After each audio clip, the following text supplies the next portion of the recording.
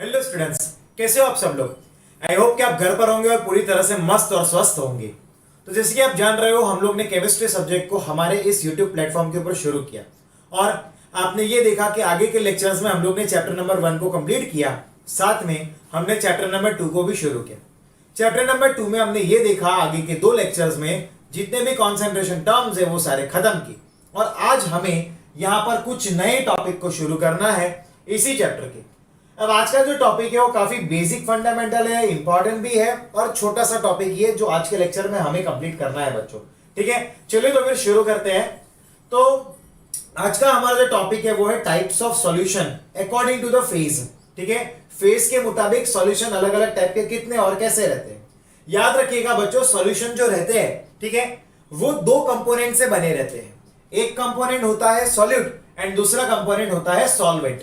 ठीक है, याद रखना सॉल्वेंट हमेशा सॉल्यूशन के अंदर ज्यादा अमाउंट में होगा एंड सॉल्यूट जो होगा वो कम अमाउंट में होगा। उसको याद रखने की मेमोराइजिंग ट्रिक मैंने आपको बताई थी कि सॉल्यूट का जो स्पेलिंग है बच्चों वो छोटा रहता है और उसका अमाउंट भी कम रहेगा सॉल्यूशन के अंदर, और सॉल्वेंट का जो जो पूरा स्पेलिंग है वो ज्यादा बड़ा है और उसका अमाउंट भी ज्यादा होगा। यानी कि हमारा सॉल्वेंट जो होगा वो लार्जर अमाउंट में होगा, बिगर क्वांटिटी में होगा, एंड सॉल्यूट जो है वो स्मॉलर क्वांटिटी में होगा। ये दोनों मिलकर हमें मिलता है सॉल्यूशन। लेकिन इसमें गौर करने वाली बात यह है कि जब एक ही सॉल्यूट होता है, सॉल्वेंट तो वैसे भी एक ही रहता है, बट जब एक ही सॉल्यूट रहता है तब जब सॉल्यूशन मिलता है उसको हम लोग बोलते हैं बाइनरी सॉल्यूशन। क्या बोलेंगे बच्चों? Binary solution. लेकिन याद रखना सॉल्यूट हम एक से ज्यादा हो सकते हैं, एक से ज्यादा सॉल्यूट पॉसिबल है, लेकिन यहां पर हमें इस पूरे टेबल के अंदर सिर्फ बाइनरी सॉल्यूट के बारे में पढ़ना है, बाइनरी सॉल्यूशन के बारे में पढ़ना है जिसमें एक ही सॉल्यूट और एक ही सॉल्वेंट होंगे। चलिए तो फिर शुरू करते हैं। तो ये 9 टाइप्स के रहते हैं सॉल्यूशन। कितने टाइप के रहते हैं? 9 टाइप के। अब याद रखना कि सॉल्यूशन का जो फेज रहेगा, जो स्टेट रहेगा, वो डिपेंड होगा सॉल्वेंट के ऊपर।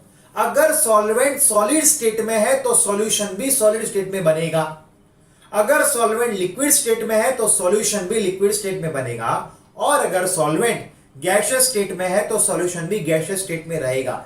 यानी कि सॉल्यूशन का जो स्टेट है that depends upon the solvent. किस पे डिपेंड होगा बच्चों? वो सॉल्वेंट पे डिपेंड होगा। ठीक है, तो यहां पर हमने क्या किया है, हमारे यहां पर 3 जो सॉल्यूशन है उनमें सॉल्वेंट सॉलिड स्टेट में है।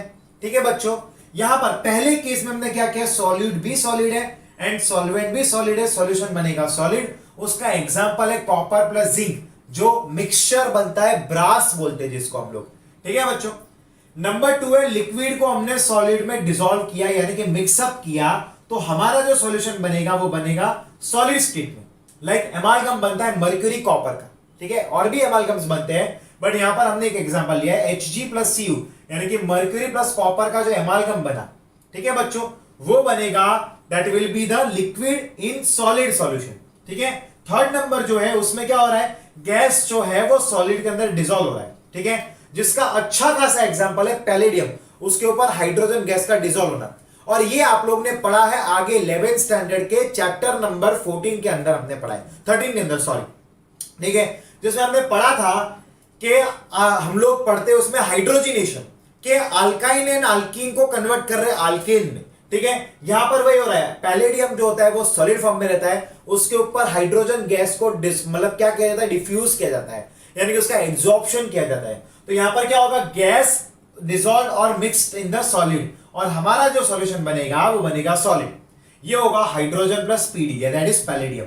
ठीक है, ये यहां पर कैटालिस्ट का काम करता है, मैं यहां पर लिख देता हूं, ये यहां पर कैटालिस्ट का काम कर रहा है बच्चों। ठीक है, चलिए फिर हमारा एक नेक्स्ट शुरू होता है, that is the 4th one. अब इसमें क्या होगा, इसमें 3 जो रहेंगे सॉल्यूशंस, उनमें सॉल्वेंट लिक्विड फॉर्म में होंगे। सॉल्वेंट कौन से फॉर्म में होंगे? लिक्विड फॉर्म में होंगे। चलिए, तो लिक्विड के अंदर हमने सॉलिड को डिसॉल्व किया, लाइक शुगर प्लस वाटर, आप और भी लिख सकते हो सॉल्ट प्लस वाटर। ठीक है कि नहीं? तो ये बन जाएगा सॉलिड इन लिक्विड, तो सॉल्यूशन बनेगा लिक्विड। एग्जांपल होगा शुगर प्लस वाटर। फिर लिक्विड को लिक्विड में हमने डिसॉल्व किया। ठीक है, क्या मिलेगा हमें? लिक्विड सॉल्यूशन ही मिलेगा, लाइक इथेनॉल प्लस वाटर। आप और भी ले सकते हो, ऐसे बहुत सारे कंपाउंड ले सकते हो आप। आपने मान लो कि मिल्क एंड वाटर मिक्सअप किया, वो भी एक एग्जांपल बनेगा यहाँ पर। तो हमारा जो सॉल्यूशन रहेगा उसका फेज बनेगा लिक्विड बच्चों। कैसा बनेगा? फेज लिक्विड बनेगा।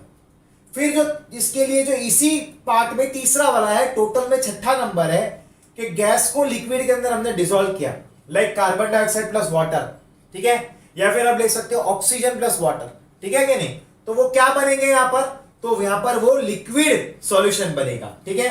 तो यहाँ पर ये जो सेकेंड टाइप था बच्चों वो भी हमारा यहाँ पर खत्म हुआ है, ठीक है।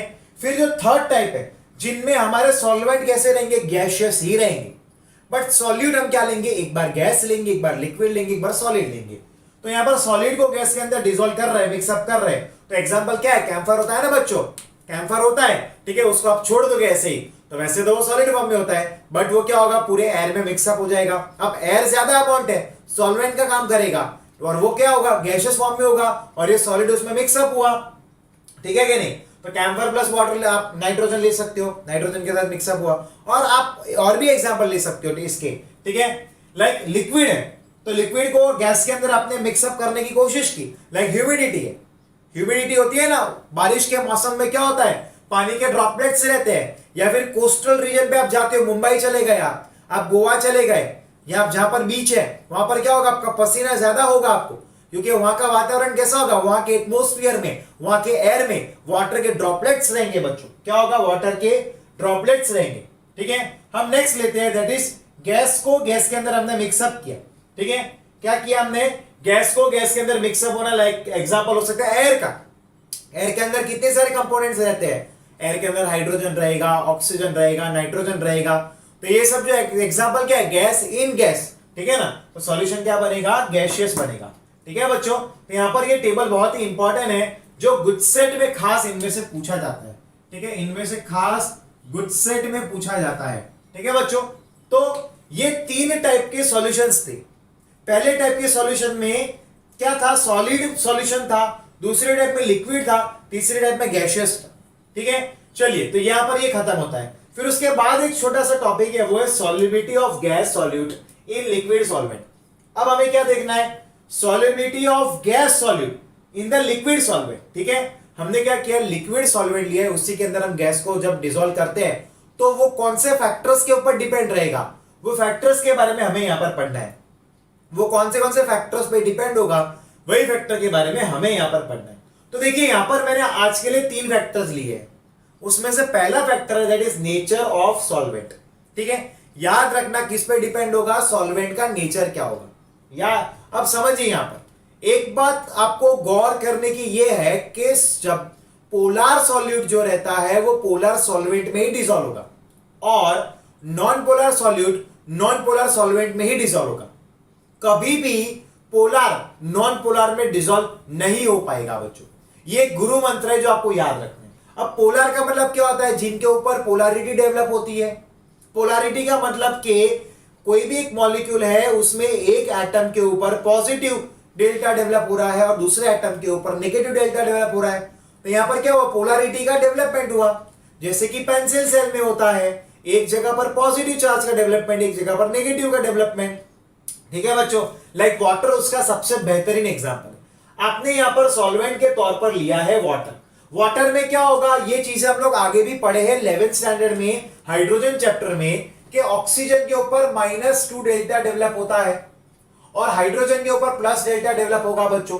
तो ये प्लस डेल्टा, अब HCl जो है उसको हमने गैसियस स्टेट में लिया हुआ है। HCl को क्या लिया हुआ है? हमने गैसियस स्टेट में लिया है। अब HCl क्या है? एक पोलर कंपाउंड है। हाइड्रोजन के ऊपर पॉजिटिव डेल्टा डेवलप होता है क्योंकि वो इलेक्ट्रोपॉजिटिव एलिमेंट है।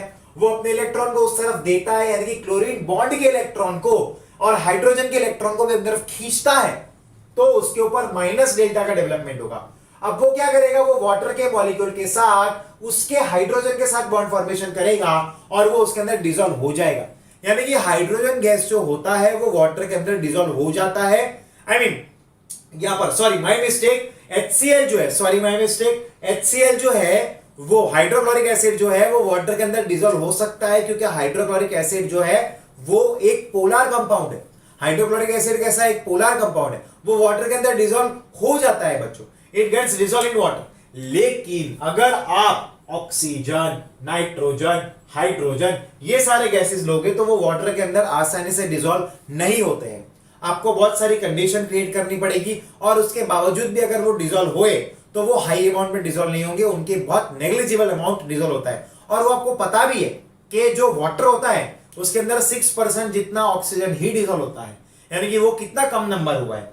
ठीक है, तो ये ऑक्सीजन है, नाइट्रोजन है, हाइड्रोजन है, वो वाटर के अंदर डिसॉल्व नहीं हो पाते क्योंकि वो सारे नॉन पोलर है और यहां पर वाटर खुद क्या है, पोलर है। तो आपको ये बात याद रखनी है, पोलर हमेशा पोलर के अंदर डिसॉल्व होते हैं एंड नॉन पोलर के अंदर डिसॉल्व होंगे। ठीक है, ये पोलर नॉन पोलर के अंदर डिसॉल्व नहीं हो सकते हैं, वो अगर होंगे भी तो नेग्लिजिबल अमाउंट ऑफ सॉल्युबल होंगे। ठीक है, फिर एक बहुत ही इंपॉर्टेंट टॉपिक यहां पर निकल के आ रहा है, वो है टेम्परेचर फैक्टर। अब ये टेम्परेचर फैक्टर पे से जेईई नीट में भी पूछते हैं as well as good set में भी पूछ सकते हैं। ये सबसे इंपॉर्टेंट आज के दिन में ये सबसे इंपॉर्टेंट टॉपिक है। ठीक है, अब आप याद रखना टेम्परेचर के लिए हमने यहाँ पर एक सिलेंडर लिया हुआ है, एक मान लो क्या फिर कोई भी एक वेसल लिया है, उसके अंदर हमने एक लिक्विड को रखा हुआ है और ऊपर गैस भी है। अब क्या हो रहा है, इसके ऊपर यहाँ पर एक पिस्टन है। अब वो पिस्टन क्या करता है, प्रेशर देता है, प्रेशर देगा। अब जरा ध्यान से समझिएगा, आप लोग लिक्विड के अंदर गैस को डिसॉल्व करने की कोशिश कर रहे हो। आप लोग क्या कर रहे हो, लिक्विड के अंदर गैस को डिसॉल्व करने की कोशिश कर रहे हो। ऐसी कंडीशन में सॉल्यूशन मिलेगा आपको, लेकिन सॉल्यूशन मिलेगा, लेकिन ये रिएक्शन एक एक्सोथर्मिक रिएक्शन होगा, यानी कि हीट का रिलीज होगा। ऐसे रिएक्शन के अंदर क्या होगा, हीट का रिलीज होगा। अब इस रिएक्शन के अंदर आप समझ सकते हो बच्चों कि अगर आप टेम्परेचर को बढ़ाओगे तो सॉलिबिलिटी क्या होगा, घटेगा ना। चलिए कैसे घटेगा मैं बताता हूं। आप लोग 11th स्टैंडर्ड में मेरे पास केमिस्ट्री पढ़े हो, मैंने आपको थर्मोडायनामिक बहुत ही हाई लेवल में पढ़ाया था, एज वेल एज मैंने आपको इक्विलिब्रियम पढ़ाया था। अब इक्विलिब्रियम में आपने पढ़ा था, जरा ध्यान से देखना, वही चीज यहां पर रिलेट हो रही है बच्चों। ठीक है, आपकी ये पूरी रिएक्शन जो है वो एक एक्सोथर्मिक रिएक्शन है। आपने अगर टेम्परेचर को बढ़ाया, टेम्परेचर कहां पर है, यहां पर है, अगर आपने इसको बढ़ाया तो रिएक्शन क्या करेगा, अपने आप को बैलेंस करेगा कि नहीं, तो वो इक्विलिब्रियम वापस एस्टैब्लिश करने के लिए रिवर्स जाएगा। यानी कि जो भी सॉल्यूशन बना है गैस को अंदर डिसॉल्व होने के बाद लिक्विड के, क्या होगा, वो गैस वापस बाहर आएगा, यानी कि वो थोड़ा सा जितना भी सॉल्यूशन बना, ठीक है, वो गैस के डिसॉल्व होने के बाद अब वो क्या हो जाएगा, रिवर्स आ जाएगा। यानी कि टेम्परेचर को बढ़ाने पर क्या होगा, गैस के मॉलिक्यूल जो अंदर डिसॉल्व हुए वो बाहर आ जाएंगे और बाकी के कुछ मॉलिक्यूल जो है बच्चों जो डिसॉल्व नहीं हुए उनकी रैंडमनेस बढ़ेगी, उनकी फ्रीडम बढ़ेगी, क्या होगा, वो फैलेंगे, अब वो डिसॉल्व हो ही नहीं पाएंगे। समझ रहे हो कि नहीं आप, क्या होंगे, वो फैलेंगे, अब वो डिसॉल्व हो ही नहीं पाएंगे, उनके बीच में डिस्टेंस बढ़ेगा, उनकी रैंडमनेस बढ़ेगी और उनकी एंट्रोपी बढ़ेगी बच्चों। ऐसी कंडीशन के अंदर, समझ रहे हो कि नहीं आप लोग, ऐसी कंडीशन के अंदर उनकी रैंडमनेस बढ़ जाएगी बच्चों। ठीक है कि नहीं, और सॉल्युबिलिटी क्या होगा, डिक्रीज होगा मेरे प्यारे बच्चों, क्या होगा, डिक्रीज होगा। चलिए समझते हैं, तो डेल्टा जो एंथैल्पी है, ठीक है, एंथैल्पी क्या हो रहा है, डिक्रीज हो रहा है, नेगेटिव लिया हमने। अब जो भी रिएक्शन एक्सोथर्मिक है, इसी के लिए हम लोग पढ़ रहे हैं, जो भी रिएक्शन एक्सोथर्मिक है वो क्या करेगा, हीट को रिलीज करेगा। एक्सो का मतलब ही होता है बाहर जाना। अब अगर वो हीट को रिलीज करेगा तो डेल्टा एच की वैल्यू क्या बनेगी, नेगेटिव बनेगी, और डेल्टा एच एंट्रोपी क्या होगा, नेगेटिव होगा।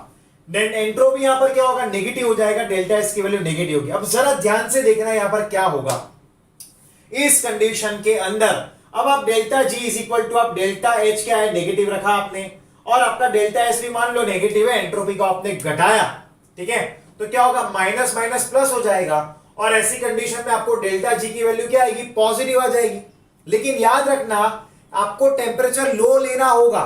अगर टेम्परेचर लो है तो इसका और इसका मल्टीप्लीकेशन जो होगा बच्चों, उसका वैल्यू भी छोटा बनेगा, और ये वैल्यू के कंपैरिजन में अगर वो छोटा रहेगा तो डेल्टा जी का वैल्यू क्या मिल जाएगा, आपको नेगेटिव मिल जाएगा बच्चों। क्या मिल जाएगा, नेगेटिव। यानी कि आपके लिए ये बहुत ही ज्यादा इंपॉर्टेंट है कि आपको अगर सॉल्युबिलिटी को बढ़ाना है, आपको अगर गैस की लिक्विड के अंदर सॉल्युबिलिटी को बढ़ाना है, आपको उसको प्रमोट करना है, तो आपको टेम्परेचर को लो लेना पड़ेगा, जो मैंने आपको इस इक्वेशन के द्वारा प्रूव करके दिखाया।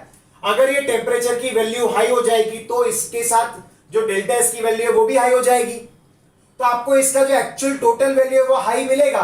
तो क्या करेगा, इसको पॉजिटिव बना देगा कि नहीं, डेल्टा जी को, ठीक है कि नहीं। अगर ये बहुत ज्यादा पॉजिटिव वैल्यू होगा तो डेल्टा जी को पॉजिटिव बना देगा, और ऐसी कंडीशन में आपकी रिएक्शन स्पॉन्टेनियस नहीं होगी। ये चीज आप थर्मो में पढ़े हो, स्पॉन्टेनियस रिएक्शन तभी पॉसिबल है जब डेल्टा जी की वैल्यू नेगेटिव है।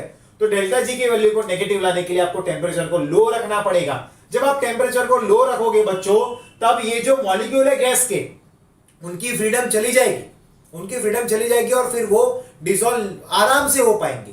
अब अगर वो यहां वहां नहीं घूमेंगे तो वो आसानी से अंदर डिसॉल्व हो पाएंगे, ठीक है, और वो सॉल्यूशन को बना पाएंगे। तो इसका मतलब ये होता है कि लोअर टेम्परेचर, अगर टेम्परेचर को घटाया तो सॉल्युबिलिटी बढ़ेगा, और अगर टेम्परेचर को बढ़ाया तो सॉल्युबिलिटी क्या होगा, घटेगा। यहां पर मैंने आपको प्रूव करके दिखाया बच्चों, ठीक है। It means that temperature, lower temperature is favourable for the solubility of the gas in the liquid, ठीक है। ये हमारा सेकेंड फैक्टर कंप्लीट हुआ है। जो थर्ड फैक्टर है आज का हमारा, ये आखिरी फैक्टर है, दैट इज प्रेशर हाई करोगे। ऑब्वियस बात है, अगर आप ऊपर से प्रेशर बढ़ाओगे गैस के ऊपर तो मॉलिक्यूल तो अंदर डिसॉल्व होंगे ही होंगे, समझ रहे हो कि नहीं, मॉलिक्यूल्स अंदर डिसॉल्व हो जाएंगे। तो प्रेशर को बढ़ाने पर सॉल्युबिलिटी क्या होगा, बढ़ेगा। तो ये बात आप याद रखना, आज हम ये चीजें पढ़े हैं, ठीक है बच्चों, कि अगर आपने मान लो सॉल्वेंट अगर पोलर है तो सॉलिड भी पोलर ही होना चाहिए, तभी वो डिसॉल्व हो पाएंगे। अगर सॉल्वेंट नॉन पोलर है तो सॉलिड भी नॉन पोलर होना चाहिए, तभी वो डिसॉल्व हो पाएंगे। टेम्परेचर को अगर बढ़ा है तो सॉल्युबिलिटी क्या होगा, इनवर्सली प्रोपोर्शनल रहेगा, सॉल्युबिलिटी घटेगा। टेम्परेचर को घटाया तो सॉल्युबिलिटी बढ़ेगा, ठीक है। प्रेशर के लिए क्या होगा कि प्रेशर को आपने अगर बढ़ाया तो सॉल्युबिलिटी क्या होगा, बढ़ेगा। तो ये आज का इंपॉर्टेंट टॉपिक हमारा यहाँ पर खत्म होता है। आप इसका स्क्रीनशॉट लीजिए, आपको इसको 2 बार लिखना है बच्चों। आज का टॉपिक बहुत इजी था, थोड़ा सा यहाँ पर लॉजिकल था। आई होप कि आपको मजा आया होगा। अगर आप टेक्स्ट बुक को देखोगे तो वहां पर थियोरेटिकल चीजें दी है, बट मैंने आपको उन थियरी को कुछ इक्वेशन की बदौलत उनको लेकर प्रूव करके दिखाया बच्चों, ठीक है। चलिए तो फिर आज का हमारा टॉपिक हम कंप्लीट करते हैं इधर। अब हम मिलेंगे नेक्स्ट लेक्चर में, तब तक के लिए आप इसको रिवाइज कीजिए, लिखिए, 2 बार लिखकर मुझे फोटो भेजिए आप। और आप ये एक और बात को ध्यान रखिएगा, हम हफ्ते में 3 लेक्चर को आपको फॉरवर्ड कर रहे हैं, ये मेरा ट्राई है। और भी बहुत सारे स्टैंडर्ड्स के लेक्चर चल रहे हैं, तो मैक्सिमम ट्राई मेरा ये है कि आपको जितना बने उतना ज्यादा दे पाऊँ, यहाँ से आपकी पढ़ाई रुके नहीं और आपकी पढ़ाई कंटिन्यू रहे बच्चों। घर पे मेहनत कीजिएगा, सब लोग होमवर्क फॉरवर्ड करिएगा प्रॉपर टाइम में। ऐसा नहीं कि 2 दिन के बाद कुछ लोग होमवर्क दे रहे हैं, कुछ लोग तुरंत दे देते हैं, that is a good thing, but आप लेट डिले मत कीजिए। वीडियो को देखने के बाद तुरंत 10 घंटे के अंदर, 6 घंटे के अंदर होमवर्क हो जाना चाहिए। वैसे ये होमवर्क करने में सिर्फ 20-25 मिनट का काम है, बट आप लोग टाइम लेते हो। फटाफट से होमवर्क कंप्लीट करके मुझे भेजिए। अब हम लोग मिलते हैं हमारे नेक्स्ट लेक्चर के लिए, नेक्स्ट लेक्चर में। Till then take care and goodbye बच्चों।